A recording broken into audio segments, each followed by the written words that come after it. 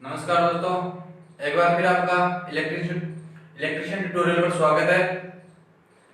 हम जो ट्रांसफार्मर का टॉपिक पढ़ रहे थे उसमें अपन ने आज तक जो भी ट्रांसफार्मर टॉपिक किए थे उनके बाद में जो अपन ट्रांसफार्मर के जो कनेक्शन होते हैं उनके बारे में आज अपन पढ़ेंगे।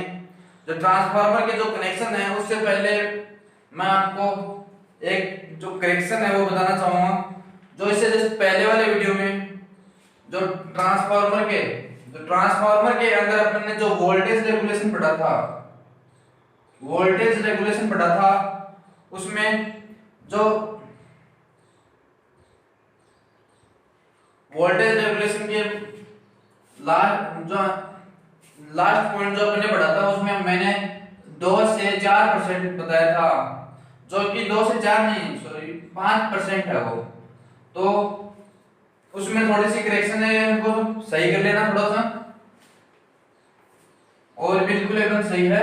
इसमें थोड़ा सा करेक्शन थी जो 2.2 से 4% थी, लेकिन वो 2 से 5% है, बुक्स के अंदर 2 से 5% दी हुई है।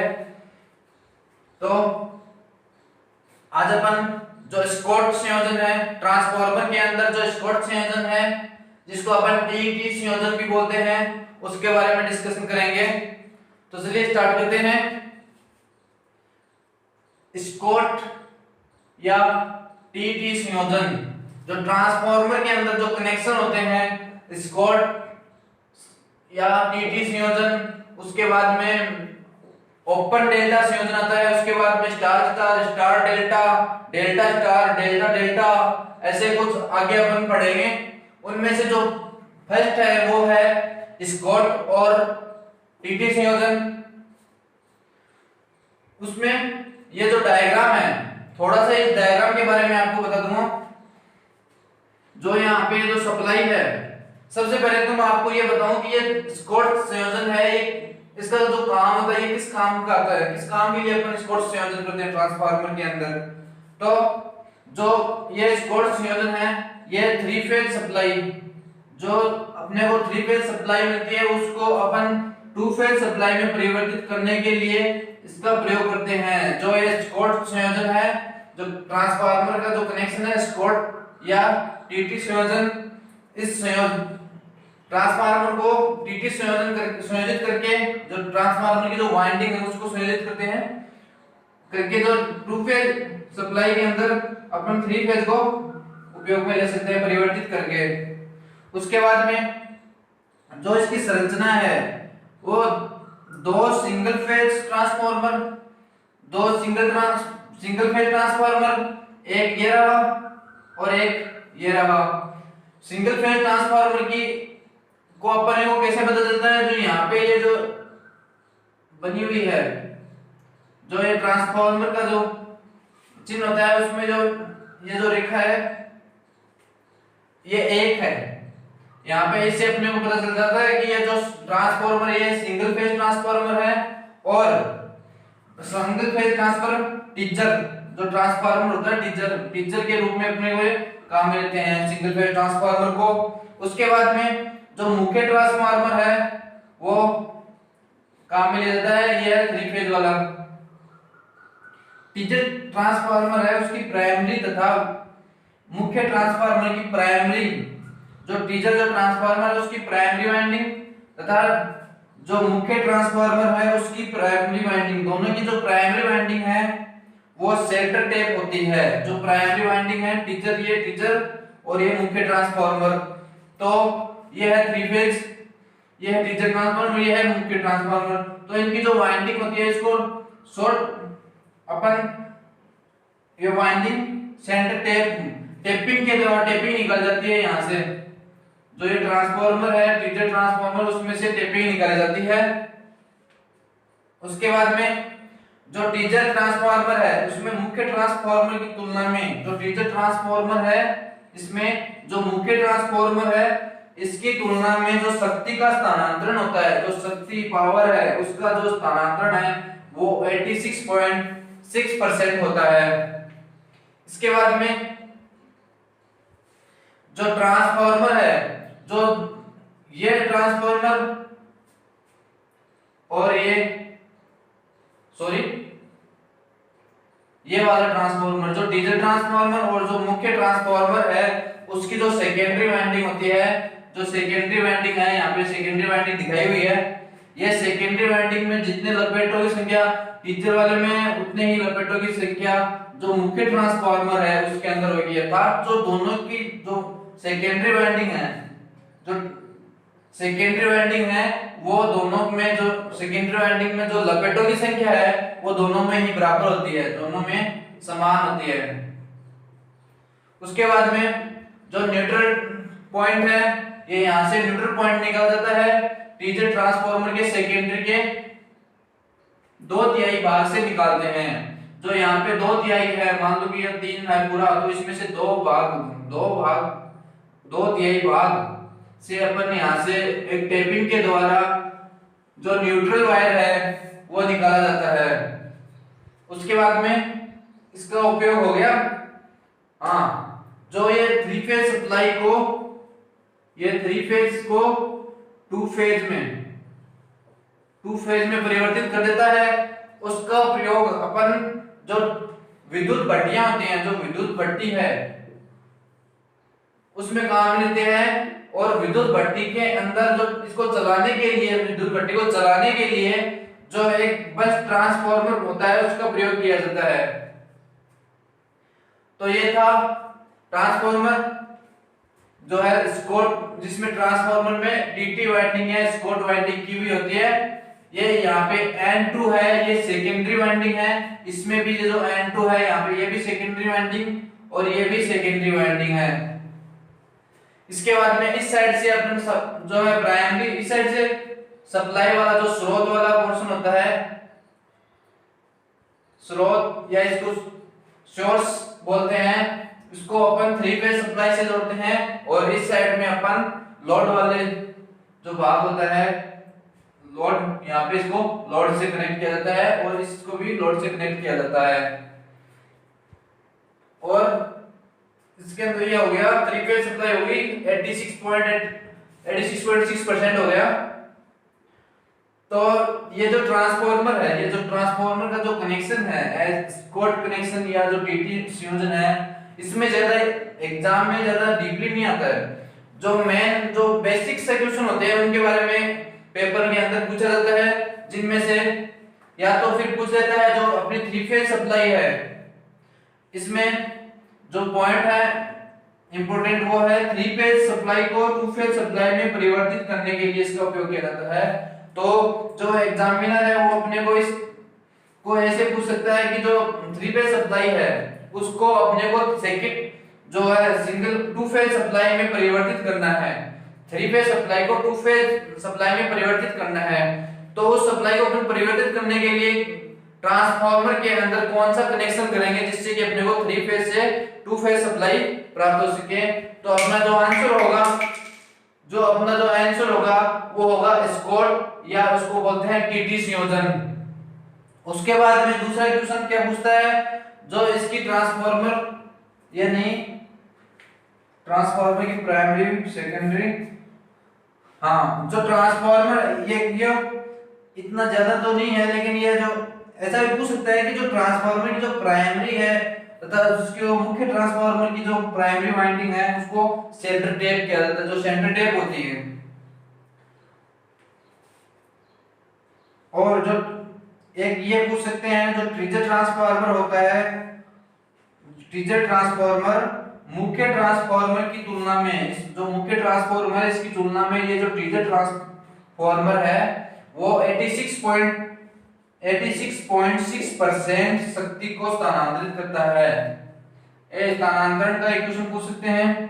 और विद्युत भट्टी वाला पूछ सकता है, जो कि अपन जो एग्जामिनर है क्वेश्चन को घुमा के देखता है तो ये ऐसे देता है कि अपने को जो विद्युत भट्टी है, विद्युत भट्टी में अपने को जो 3 फेज सप्लाई है उसको 2 फेज सप्लाई में परिवर्तित करने के लिए कौन सा ट्रांसफार्मर कनेक्शन का उपयोग किया जाता है, ट्रांसफार्मर संयोजन का उपयोग किया जाता है, ट्रांसफार्मर वाइंडिंग का संयोजन होता है। तो ये होता है स्कॉट या टीटी संयोजन। उसके बाद में हाँ दोनों, एक ये है कि दोनों ट्रांसफार्मर की जो सेकेंडरी में लपेट होते हैं, जो दोनों ट्रांसफार्मर होते हैं, जो मेन ट्रांसफार्मर और जो अपने टीचर ट्रांसफार्मर है, यहाँ पे जो टीचर ट्रांसफार्मर है उनकी जो सेकेंडरी वाइंडिंग है उनमें जो लपेटों की संख्या होती है वो समान होती है। और ये ज्यादा इंपॉर्टेंट, ये फोर चार चार पॉइंट है जो ज्यादा इंपॉर्टेंट होते हैं। इनमें से एक है न्यूट्रल पॉइंट होता है वो टीचर ट्रांसफार्मर की सेकेंडरी के 2/3 भाग से। तो यहाँ पे सिर्फ ये कुछ 2/3 वाला भाग पूछ सकता है कि अपने को जो स्कॉट ट्रांसफार्मर संयोजन है उसमें जो सेकेंडरी सप्लाई को 3 फेज सप्लाई को 2 फेज सप्लाई में परिवर्तित करने के लिए जो अपन सेकेंडरी में न्यूट्रल तार, जो न्यूट्रल वायर है, सेकेंडरी में जो न्यूट्रल वायर है उसको निकालने के लिए अपन कितने भाग में से न्यूट्रल वायर को निकालते हैं, तो 2/3 भाग इसका आंसर होगा। तो ये था स्कॉट और टीटी संयोजन। उसके बाद में अपन बात करेंगे दूसरे नंबर का डेल्टा, जिसे ओपन डेल्टा बोलते हैं, ओपन डेल्टा कनेक्शन। उसके बारे में अपन आगे बढ़ेंगे। इसके बाद अपना जो सेकंड है वो है वीवी कनेक्शन, या जिसको अपन बोलते हैं ओपन डेल्टा कनेक्शन।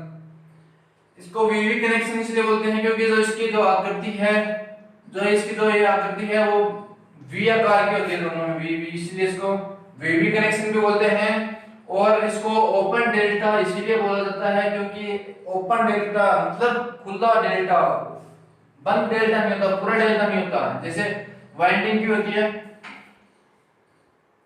स्टार, इसके अंदर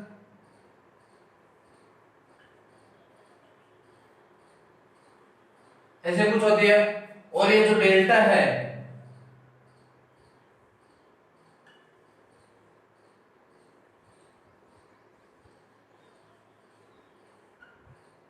इस टाइप की कुछ ये वाइंडिंग होती है डेल्टा। तो ये खुली टाइप की इसलिए होगी क्योंकि ये जो यहां से तो खुली हुई है, इस साइड से यहाँ पे वाइंडिंग की हुई नहीं है, ये खुली है यहां से, इसलिए इसको ओपन डेल्टा भी कहते हैं। ये इसको उल्टा किया गया यहाँ पे इसको। उसके बाद में जो ये वाइंडिंग है, जो ये ट्रांसफार्मर में जो वाइंडिंग का जो ये कनेक्शन किया जाता है, ये कनेक्शन क्यों किया जाता है, अपने को लो वोल्टेज ट्रांसफार्मर से जो लो वोल्टेज तथा जो लो पावर है, लो पावर के लिए इसमें जो कनेक्शन है ये लो वोल्टेज तथा लो पावर के लिए किया जाता है।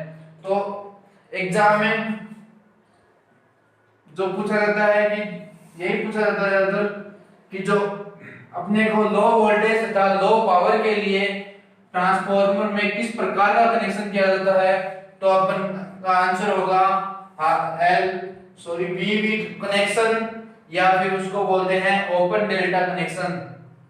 उसके बाद में जो इसमें जो एक वाइंडिंग सीधे चालक तार से संयोजित की जाती है, जो एक वाइंडिंग होती है वो सीधे चालक तार से संयोजित कर दी जाती है, जो यहाँ पे आर वाली है, इसलिए इसे ओपन डेल्टा और वीवी कनेक्शन के नाम से जाना जाता है।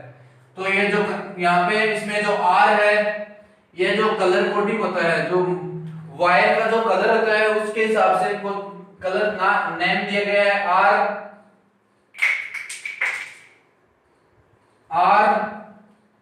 वाई बी, आर रेड हो गया, रेड वायर हो गया जिसको बोलते लाल, yellow Y yellow,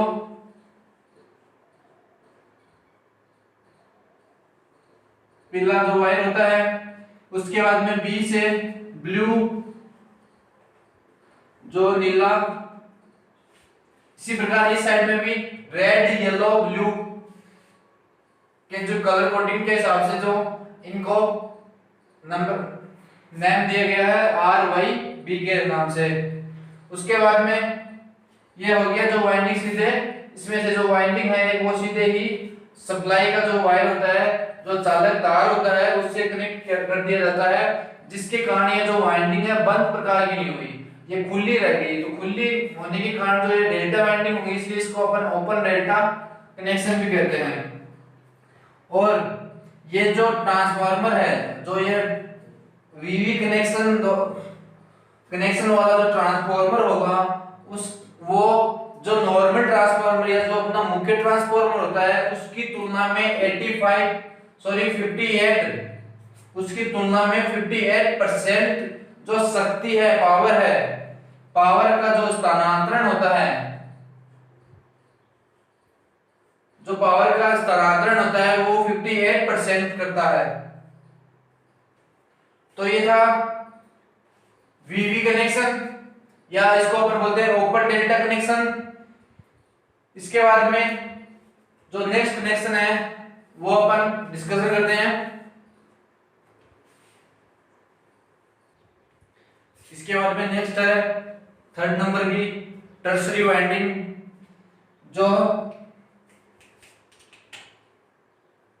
neutral wire होता है, जो न्यूट्रल पॉइंट होता है, उसको स्थिर रखने के लिए टर्सरी वाइंडिंग का प्रयोग किया जाता है। जो ट्रांसफार्मर के अंदर जो न्यूट्रल पॉइंट होता है उसको स्थिर रखने के लिए अपन जो वाइंडिंग का प्रयोग करते हैं वो है टर्सरी वाइंडिंग। तो जो ये टर्सरी वाइंडिंग है, इसके अंदर जो ये प्राइमरी वाइंडिंग और ये जो सेकेंडरी वाइंडिंग है,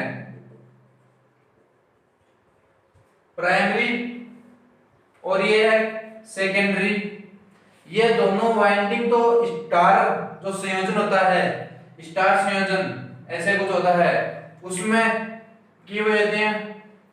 यहाँ पे 3, यहाँ पे भी स्टार टाइप से है, ये इस टाइप से दर्शाई गई है। और जो ट्रांसफार्मर में है, जो जो स्वयं के जो कनेक्शन होते हैं, जो इसमें प्राइमरी वाइंडिंग और सेकेंडरी वाइंडिंग तो स्टार में होती है, लेकिन इसके जो स्वयं के जो कनेक्शन होते हैं ना, स्वयं का जो कनेक्शन है वो डेल्टा में होता है। जो ये वाला पोर्शन है ये डेल्टा में होता है। उसके बाद में ये पहला पॉइंट है इसका, यह संयोजन न्यूट्रल पॉइंट का को स्थिर रखने के लिए काम में लिया जाता है। स्थिर रखने के लिए किया जाता है ये जो संयोजन होता है। एग्जाम में ये पूछा जाता है, बहुत बार एग्जाम में पूछा गया है। जो टर्सरी वाइंडिंग होती है, जो ये वाइंडिंग होती है तीनों, उनमें से जो टर्सरी वाइंडिंग है ये एक इंपॉर्टेंट पोर्शन होता है। उसके बाद में ये एग्जाम में इस प्रकार से क्वेश्चन आता है कि जो न्यूट्रल पॉइंट है, जो न्यूट्रल ट्रांसफार्मर के अंदर जो न्यूट्रल पॉइंट होता है उसको स्थिर रखने के लिए, न्यूट्रल पॉइंट को स्थिर रखने के लिए कौन सी वाइंडिंग की जाती है, कौन सी वाइंडिंग को अपन काम में लेते हैं, तो वो होती है टर्सरी वाइंडिंग होती है। उसके बाद में इसकी जो टर्सरी वाइंडिंग की जो स्वयं के जो संयोजन होते हैं वो तो होते हैं डेल्टा में, अभी बताया था। और जो ट्रांसफार्मर है जिसकी प्राइमरी और सेकेंडरी तार से जुड़ी होती है, प्राइमरी वाइंडिंग और सेकेंडरी वाइंडिंग स्टार में संयोजित होती है, स्टार में जुड़ी होती है, ये अभी बताया था, सेकेंडरी और प्राइमरी वाइंडिंग। उसके बाद में जब जो ट्रांसफार्मर है उसके अंदर न्यूट्रल में जब असंतुलन की जो स्थिति होती है, उस टाइम पर जो ट्रांसफार्मर में जो ये वाइंडिंग होती है, टर्सरी वाइंडिंग होती है, ये न्यूट्रल को, जो न्यूट्रल वायर होता है, न्यूट्रल पॉइंट होता है, उसको स्थिर रखती है। स्थिर रखने के कारण ट्रांसफार्मर में जो न्यूट्रल पॉइंट होता है वो फ्लोट करने लगता है। जब ये ट्रांसफार्मर में असंतुलन की जो स्थिति है वो उत्पन्न होती है, तो जो अपना न्यूट्रल पॉइंट है वो फ्लोट करने लग जाता है, और फ्लोट करने के कारण जो ये है टर्सरी, वो लोड को वहन करके, लोड को सहन या अंदर से अपने अंदर से जो अधिक लोड होता है उसको उसका वहन करके न्यूट्रल पॉइंट होता है, जो ट्रांसफार्मर का जो न्यूट्रल पॉइंट होता है उसको स्थिर रखती है। स्थिर रखने का जो कार्य करती है वो होता है टर्सरी वाइंडिंग का। उसके बाद में जो संतुलन की स्थिति होती है, संतुलन की अवस्था में जो न्यूट्रल का पॉइंट होता है उसमें धारा शून्य होती है।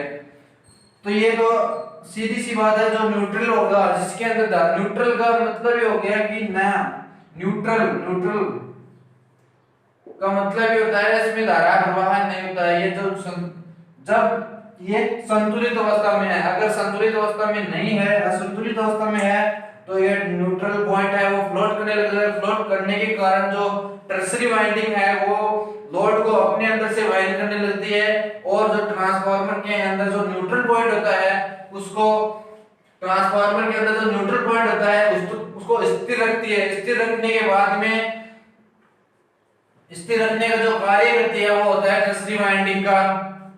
और जो संतुलित अवस्था में जो न्यूट्रल पॉइंट होता है उसमें धारा का मान जो होता है वो शून्य होता है। तो ये थी अपनी टर्सरी वाइंडिंग। इसमें जो महत्वपूर्ण पॉइंट यही होता है, ज्यादातर एग्जाम में यही पूछा जाता है कि जो न्यूट्रल पॉइंट है उसको स्थिर रखने के लिए क्या काम, कौन सी वाइंडिंग को काम मिल जाता है, तो वो होती है अपनी टर्सरी वाइंडिंग। और अगर इसमें से कोई क्वेश्चन पूछता है तो ये वाला क्वेश्चन जो संतुलित अवस्था में है, जो संतुलन की स्थिति में है, वो संतुलन की स्थिति में जो न्यूट्रल पॉइंट होता है उसके अंदर धारा का मान क्या होगा, तो धारा का मान होगा वो शून्य होगा। तो ये थी टर्सरी वाइंडिंग। इसके बाद में जो आगे ट्रांसफार्मर के जो नेक्स्ट कनेक्शन होते हैं उनके बारे में अपन डिस्कशन करेंगे।